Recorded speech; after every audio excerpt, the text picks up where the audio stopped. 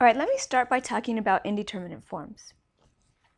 Two examples of limits that are indeterminate are the 0 over 0 type and the infinity over infinity type. Let me give you a couple of examples to illustrate what I mean by saying that this is a type of limit and by saying that they are indeterminate forms. These two limits here are the 0 over 0 type. That's because if you take this number 3 here, plug it into the top, you're going to get 0. Plug it into the bottom, you're going to get 0 again. Same with this one. If you take the number 1 and substitute into the top, you're going to get 0. If you substitute into the bottom, you're going to get 0. So these two limits are the 0 over 0 type. The first case we can evaluate by factoring out an x, and if we do, the value of the limit we're going to find is 3. In the second case, we can evaluate this by factoring out a 2 and canceling, and we're going to see that the value of the limit is 2. So the 0 over 0 case, depending on the function, can have a number of different answers, and that's why it's called indeterminate. Likewise, a limit where the numerator and denominator both go to either infinity or negative infinity is an indeterminate form because you can get different answers. Okay, here are two examples of that type. In this case, as x goes to infinity, the numerator goes to negative infinity, the denominator goes to infinity. So that's considered an infinity over infinity indeterminate form, but the value of that limit is -1. Here, the numerator goes to negative infinity as x approaches negative infinity, and so does the denominator.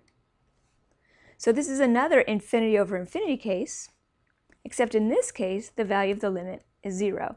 Okay, so the infinity over infinity case, like the 0 over 0 case, can actually have different values of the limit depending on the function. Okay, so that's what indeterminate form means. It's a form that a limit can take, but your answer can actually have a multitude of different answers. Okay, L'Hopital's rule is a theorem, or you can think of it as a technique, for evaluating limits that are of the form 0 over 0 or infinity over infinity. So L'Hopital's rule says that if your limit is of the 0 over 0 or infinity over infinity type, then the limit as x approaches c of f over g is equal to the limit as x approaches c of f prime over g prime. Okay, that is provided that this latter limit here actually exists or is infinite. Okay, so the limit as x approaches c of f over g is the limit as x approaches c of f prime over g prime when you have the 0 over 0 or infinity over infinity type. Okay, so note here, you are differentiating the numerator and the denominator separately. Okay, let me give you a couple of examples to illustrate how you use this theorem or this technique here. All right, let's take a look at this limit here. As x approaches 0, we have e to the 0, which is 1, minus 1, which is 0. And as x approaches 0, the denominator approaches 0 as well. So this is going to be indeterminate of the 0 over 0 type, so we get to use L'Hopital's rule. So this is equal to the limit as x approaches infinity. We're approaching 0 in this case. The limit as x approaches 0, we differentiate the top, and we get just e to the x, divided by the derivative of the bottom, which is 1. So this is equal to the limit as x approaches 0 of e to the x over 1, which is just e to the x. The limit as x approaches 0 of e to the x is e to the 0, which is just equal to 1. So you see that L'Hopital's rule is actually very, very simple to apply. Okay, why don't you press pause while you work on this example here. So we see in this case we have the top goes to infinity and the bottom goes to infinity as well, so we have an infinity over infinity type.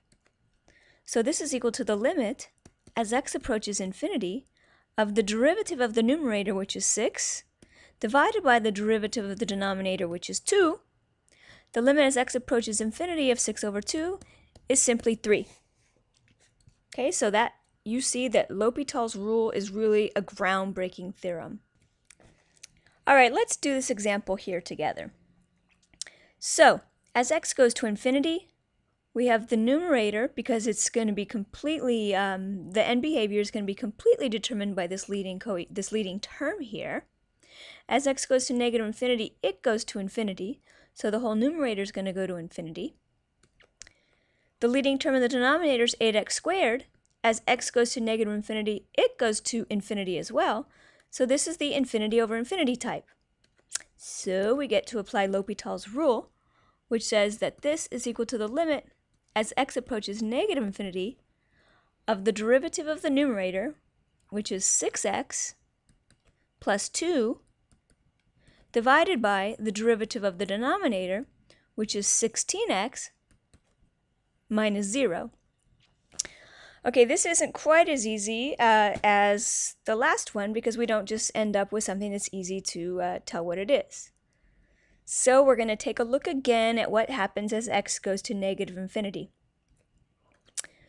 6x plus 2 is going to go to negative infinity, because 6 times a super huge negative number is a really huge negative number.